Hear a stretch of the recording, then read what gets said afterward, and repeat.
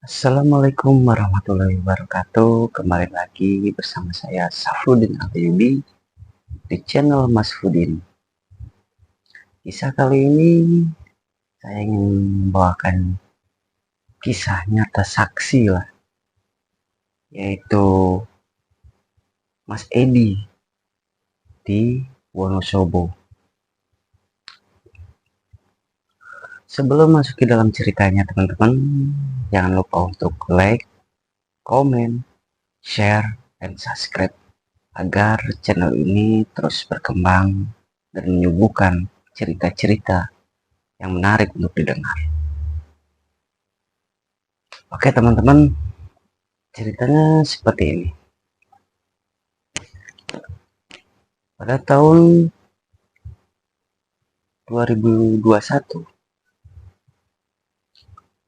Mas Edi ini menceritakan kisahnya. Ada seorang temannya, itu namanya Putri. Dia itu pengen terlihat banget cantik, terlihat cantik di mata laki-laki. Ketika itu si Putri pengen ngambil jalur yang instan, dengan itu memasang susu, sering banget datang ke dukun karena ingin terlihat cantik di mata laki-laki, bisa menggayat laki-laki. Awalnya si Putri itu datang ke salah satu dukun di daerah tersebut. Maaf ya, saya tidak bisa menyebutkan nama daerahnya. Ketika si Putri itu datang ke tempat dukun itu, sebut aja namanya Pak Jarot. Nah, Pak Jarot ini sebagai profesinya itu sebagai ya orang pintar gitulah. Pak Jarot tuh usianya kurang lebih 48 tahun, dan Putri ini usianya 23 tahun. Putri datang ke tempatnya Pak Jarot itu dengan langsung ngomong ke Pak Jarot, "Pak, saya pengen pasang susu biar terlihat cantik dan biar banyak laki-laki tergila-gila sama saya." "Emang kenapa?" katanya si Pak Jarot.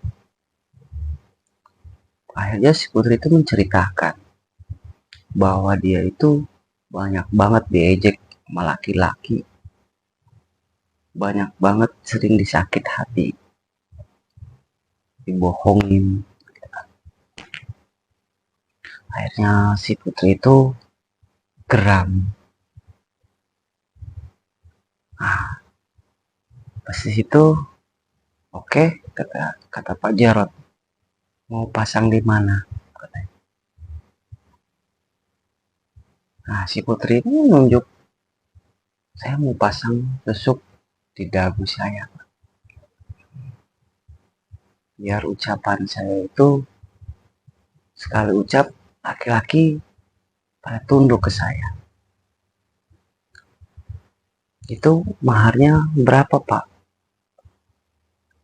Pak Jarot, "Pasang saja dulu. Kalau masalah mahar nanti terakhir.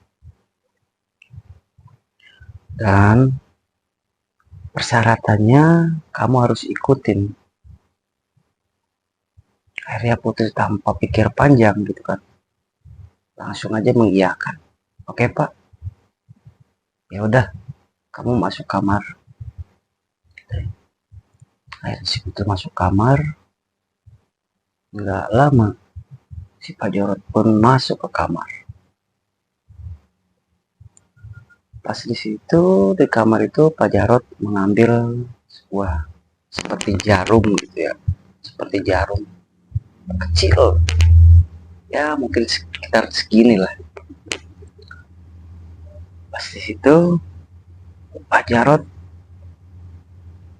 nggak tahu baca apalah, dia bla bla bla gitu kan, ritualnya dia, sampai yang namanya jarum itu berapa kali dibolak-balik di atas kepulan menyang gitu.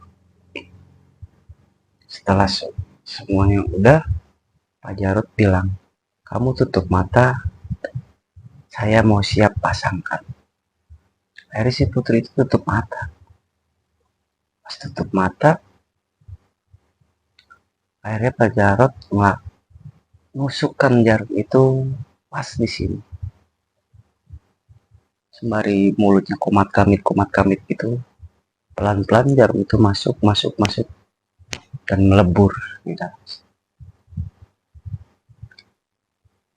Terus Pak Jarod tanya, gimana, sakit nggak? Putri bilang, enggak Pak, nggak terasa malah. Saut si putri seperti itu ke Pak Jarod. Oh ya udah. Akhirnya Pak Jarod pun langsung ngomong ke putri,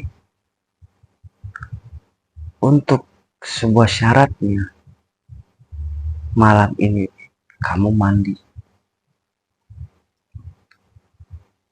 Saya sudah siapkan airnya di kamar mandi. Kebetulan di kamar mandi Pak Jarod itu ya apa ya, bambu-bambu doang gitu, bambu, terus ada gentong besar dan gayung yang dari kelapa, dan di air itu isinya ya kembang-kembang gitu.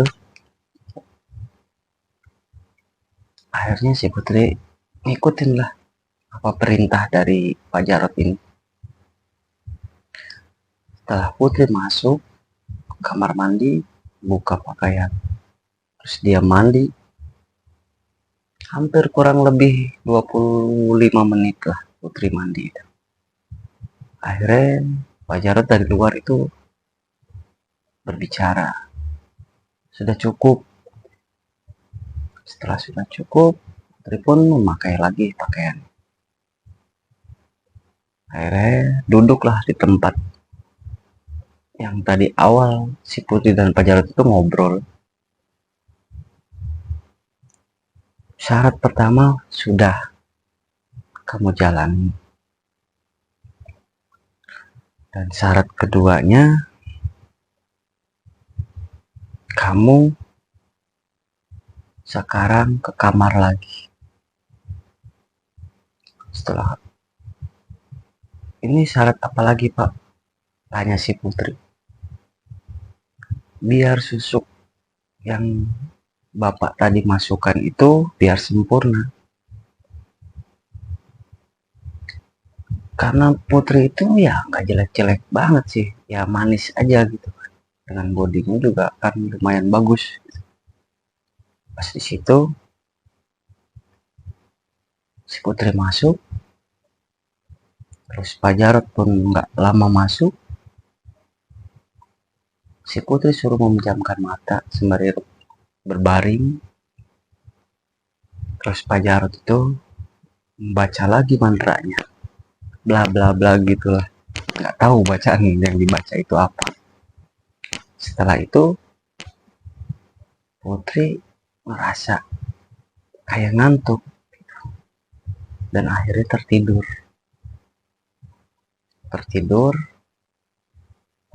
karena Pak Jarod apa ya, mungkin bisa dibilang cabul juga. Akhirnya Pak Jarod itu menjamahi tubuh si putri. Selang 10 menit itu si putri tersadar, ternyata pakaiannya sudah terlepas dan Pak Jarod pun sudah selesai. Setelah itu Pak Putri itu bertanya, Pak, kok pakaian saya lepas semua kan? Gak apa-apa katanya. Itu syarat keduanya. Semua syarat kamu sudah penuhi. Ya, sekarang kamu bisa dicoba nanti pas kamu pulang dari sini. Akhirnya Putri pun memakai lagi pakaiannya, terus keluarlah ke ruang tamu tadi, dan Putri pun mengeluarkan uang sebesar kurang lebih 650.000, dimasukin ke amplop. Si Putri cuman pura-pura nanya, "Pak, itunya berapa biayanya?" "Ah, itu mah terserah kamu aja," katanya. "Biar susuk itu sempurna, jadi bapak nggak bisa untuk nargetin." Tapi kan selain dengan si Putri itu dengar di luar sana tuh ada yang 1 juta, 1,5 juta masang susuk itu. Tapi Putri coba masukkan di amplop itu cuma 650.000. Akhirnya si Putri ngeluarin dari tas itu amplop dengan uang 650.000, kasihkan ke Pak Jarot. "Ya udah Pak, terima kasih." Hari si Putri pulang. Setelah si Putri pulang, di rumah Putri itu merasa kesakitan, merasa kesakitan di bagian dagunya, kayak ada yang benda bergerak-gerak terus gitu. Akhirnya dari situ si Putri memutuskan untuk nelpon ke Pak Jarot. "Halo Pak." "Iya, kenapa lagi?" "Kok saya ininya sakit ya Pak, kayak ada benda bergerak gitu." Pak Jarot pun bilang, "Gak apa-apa, itu reaksinya, biar itu sempurna." Jawabnya, "Oh seperti itu Pak, udah gak apa-apa, yang penting kamu ngikutin aturan saya, apa yang saya perintahkan, apa yang saya untuk larang kamu makan apa, kamu ikutin." Akhirnya Putri cuma ngangguk, "Oh iya Pak, terima kasih ya Pak." Setelah itu keesokan harinya sekitar jam 10 pagi itu Putri keluar dari rumah. Niatnya itu buat main. Pas main, ketemulah beberapa pemuda itu di jalan, ngelihat si Putri itu seperti cantik banget, kayak enggak, kayak bukan Putri yang dulu gitu, kayak cantik banget. Akhirnya si Putri pun awalnya heran, kenapa, kan tadinya dia kebanyakan dibully gitu kan, diledekin dengan yang nggak wajar gitu, kenapa sekarang muji-muji. Akhirnya Putri ingat, oh, mungkin ini reaksinya kali. Wah, ternyata dukun itu ampuh juga. Akhirnya pas di situ Putri jalan, mainlah bersama temannya,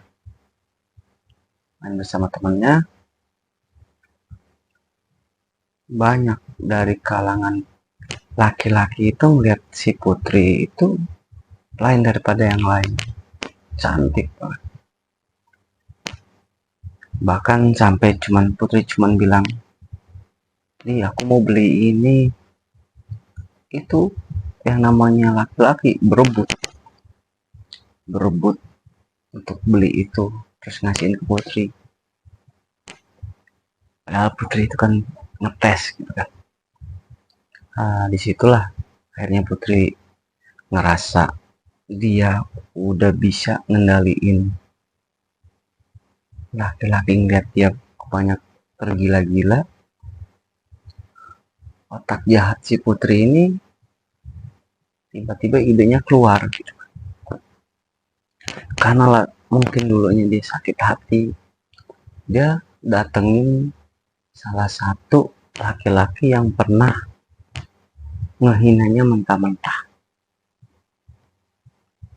Sampai dia datengin, tiba-tiba laki-laki itu tunduk, nurut banget. Akhirnya Putri gunain kesempatan itu ya untuk apa ya, memperdaya gitu. Putri minta ini, laki-laki itu selalu ngasih uang. Setelah Putri udah puas beli ini beli itu, dia pulang, dan laki-laki itu pun pulang.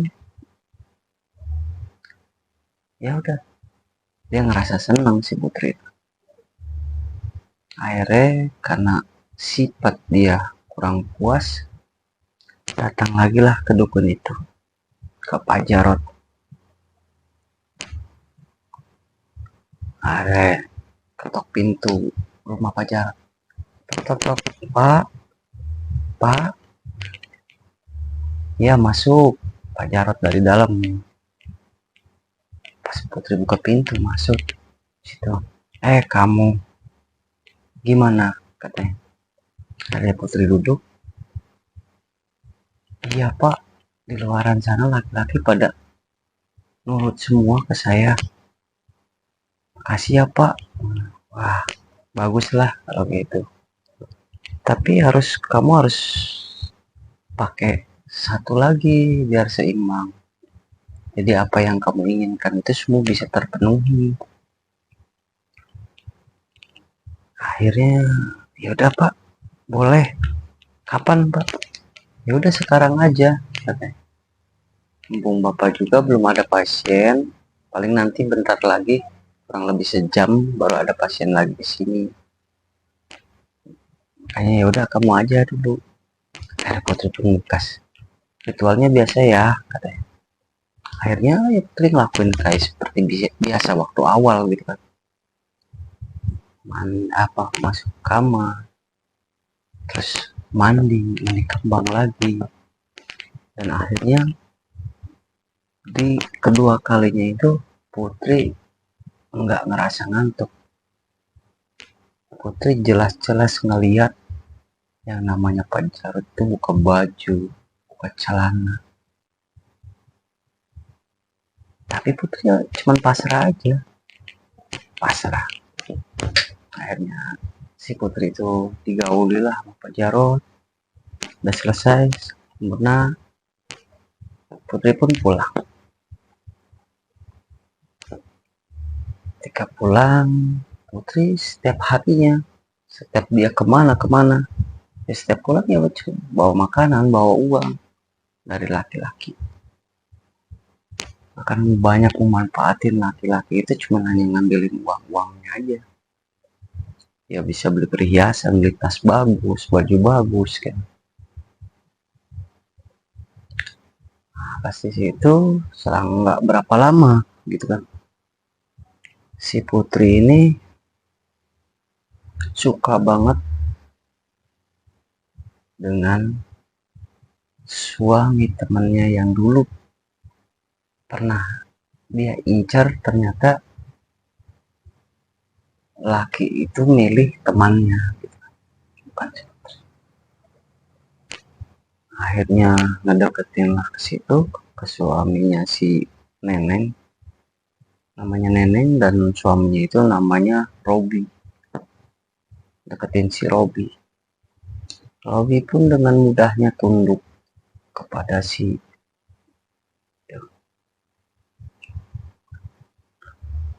Nah, setelah tunduk,